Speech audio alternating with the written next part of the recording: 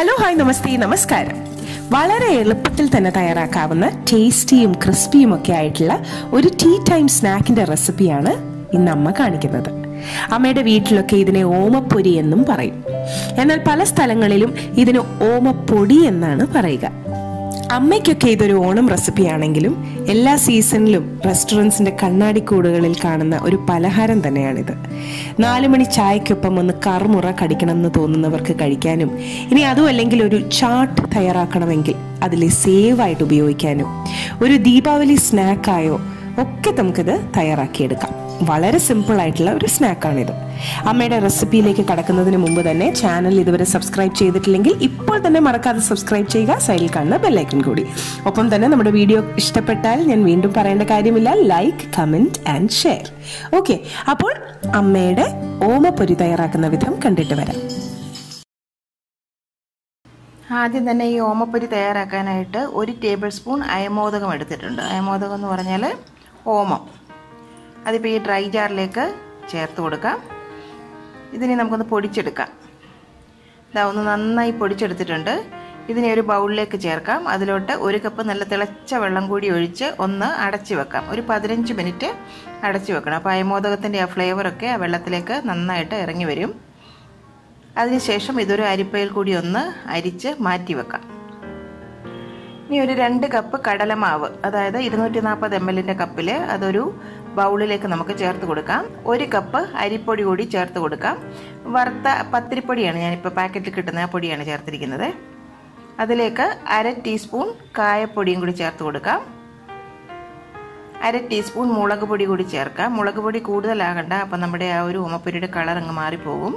1/4 teaspoon മഞ്ഞൾപ്പൊടിയും കൂടി ചേർക്കാം ഒരു കളറിനായിട്ട്. ആവശ്യത്തിനുള്ള ഉപ്പ് കൂടി ചേർത്ത് കൊടുക്കാം. ഇത്രയും ചേർത്ത് കൈ കൊണ്ട് എല്ലാം കൂടി ഒന്ന് മിക്സ് ആക്കണം.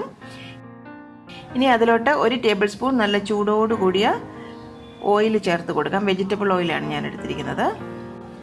നല്ല ക്രിസ്പിയായി കിട്ടാനായിട്ട് ഇത് സഹായിക്കും. നന്നായി തന്നെ ഒന്ന് മിക്സ് ആക്കി എടുക്കണം. ഇനി നമ്മൾ അയമോദകം ചൂടുവെള്ളത്തിൽ ഒഴിച്ച് അരിച്ചു വെച്ചിരിക്കുന്ന ആ വെള്ളം കൂടി ഈ പൊടിയിലേക്ക് ചേർക്കാം. ഇനി അതിലേക്ക് കുറേശ്ശെ വെള്ളം ചേർത്ത് നന്നായിട്ട് കുഴച്ചെടുക്കണം. നല്ല ഒരു കട്ടിയുള്ള മാവായിട്ട് വേണം കുഴച്ചെടുക്കാൻ.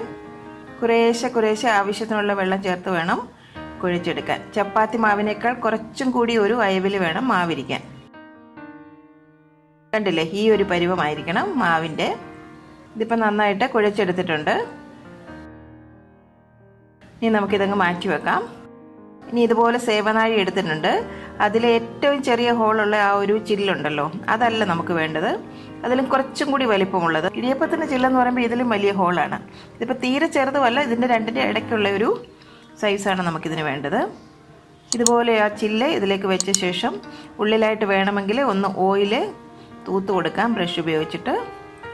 അതിനുശേഷം സേവനാഴിയിൽ ഇതുപോലെ മാവ് നിറച്ച്, ഒത്തിരി അങ്ങ് തിക്കി നിറയ്ക്കണ്ട കേട്ടോ, ഇതുപോലെ അങ്ങ് അടച്ചെടുക്കാം.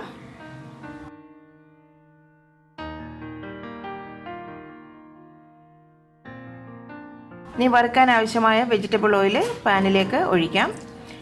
എണ്ണ നന്നായി ചൂടായി വന്നാൽ കുറച്ച് കറിവേപ്പില അതിലേക്ക് ചേർത്ത് ഒന്ന് നമുക്ക് വറുത്ത് മാറ്റിയെടുക്കാം. കളർ മാറാനായിട്ട് വെയിറ്റ് ചെയ്യല്ലേ, ഒന്ന് ക്രിസ്പി ആയി കിട്ടിയാൽ മതി. ഇതിന് നമുക്ക് കോരി മാറ്റാം.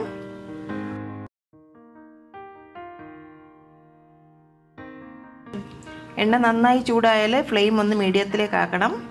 എണ്ണയിലേക്ക് ഈ മാവ് നമ്മൾ ഒന്ന് കറക്കി കൊടുക്കണം. ഇതുപോലെ ഒരു 2-3 റൗണ്ട് ഒന്ന് ചുറ്റിച്ചു കൊടുക്കണം. കൂടുതൽ ലെയർ ആവശ്യമില്ല, കൂടുതലായാൽ അത് മൂത്ത് കിട്ടാൻ ബുദ്ധിമുട്ടാകും. ഒരു കാര്യം ശ്രദ്ധിക്കേണ്ടത്, എണ്ണയിലേക്ക് നമ്മൾ ഈ മാവ് ചുറ്റിച്ചൊഴിക്കുമ്പം എണ്ണയുടെ ആ ചൂട് പെട്ടെന്ന് കയ്യിലേക്ക് അടിക്കും കേട്ടോ. അപ്പോൾ അത് വളരെ ശ്രദ്ധിക്കണം. ഫ്ലെയിം ഒന്ന് കുറച്ച് വെച്ചതിന് ശേഷം നമ്മളൊന്ന് ചുറ്റിച്ചു കൊടുത്താൽ മതി. അതിനുശേഷം നമുക്ക് ഫ്ലെയിം വേണമെങ്കിൽ മീഡിയത്തിലേക്ക് ആക്കി വെക്കാം. അപ്പോൾ കൈ പൊള്ളാതെ ശ്രദ്ധിക്കണമെന്ന് പറഞ്ഞു എന്നേ ഉള്ളൂ.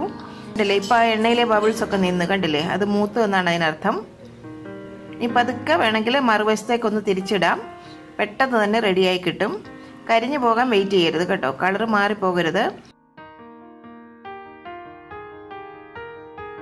ഇതിപ്പോൾ റെഡി ആയിട്ടുണ്ട്. ഇത് നമുക്ക് കോരി സ്ട്രെയിനറിലേക്ക് അങ്ങ് മാറ്റാം.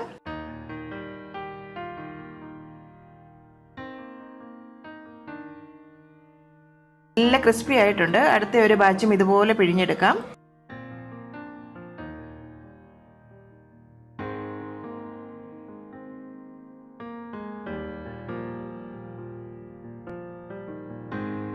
പകുതി മൂപ്പായാൽ കറിവേപ്പില കൂടി അതിലേക്ക് വേണമെങ്കിൽ ചേർത്ത് കുറച്ച് വറുത്തെടുക്കാം.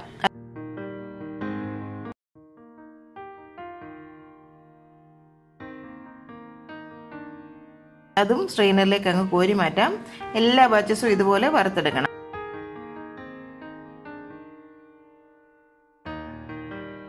മുഴുവനും ഇപ്പം വറുത്തെടുത്തിട്ടുണ്ട്.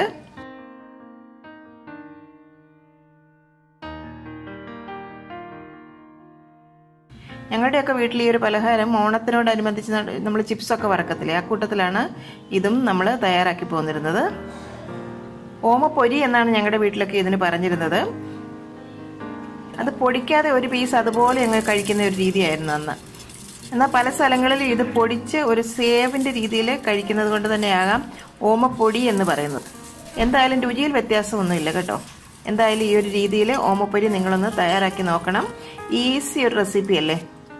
4 മണി ചായക്കൊപ്പം നല്ല ഒരു പലഹാരമാണ്. ഉണ്ടാക്കി നിങ്ങളുടെ എക്സ്പീരിയൻസ് ഒക്കെ കമൻറ്റ് ബോക്സിൽ ഞങ്ങളുമായി ഷെയർ ചെയ്യണം.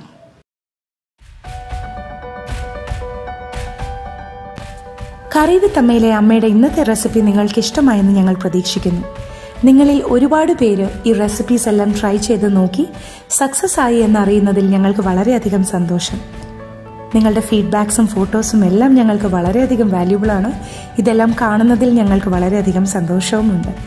നിങ്ങൾ ആഗ്രഹിക്കുന്ന ഏതെങ്കിലും റെസിപ്പി അമ്മ വഴി കാണാൻ നിങ്ങൾക്ക് താല്പര്യമുണ്ടെങ്കിൽ ഞങ്ങളെ തീർച്ചയായും ഫീഡ്ബാക്സ് വഴി അറിയിക്കണം. ഞങ്ങൾ അത് ഞങ്ങളുടെ റെസിപ്പീസിൽ ഇൻക്ലൂഡ് ചെയ്യുന്നതായിരിക്കും. കറി വിത്ത് അമ്മ ഇതുവരെ സബ്സ്ക്രൈബ് ചെയ്യാത്തവരായ ആരെങ്കിലും ഉണ്ടെങ്കിൽ തീർച്ചയായും സബ്സ്ക്രൈബ് ചെയ്യണം. ഞങ്ങളുടെ റെസിപ്പീസ് ട്രൈ ചെയ്ത് നോക്കി നിങ്ങൾക്ക് ഇഷ്ടമാവുകയാണെങ്കിൽ തീർച്ചയായും വീഡിയോസ് ലൈക്ക് ചെയ്ത് ഷെയർ ചെയ്ത് ഞങ്ങളെ സപ്പോർട്ട് ചെയ്യണം. തുടർന്നും നിങ്ങളുടെ സപ്പോർട്ട് ഞങ്ങൾ പ്രതീക്ഷിക്കുന്നു. വീണ്ടും മറ്റൊരു റെസിപ്പിയുമായി വരുന്നവരെ നന്ദി. Good bye.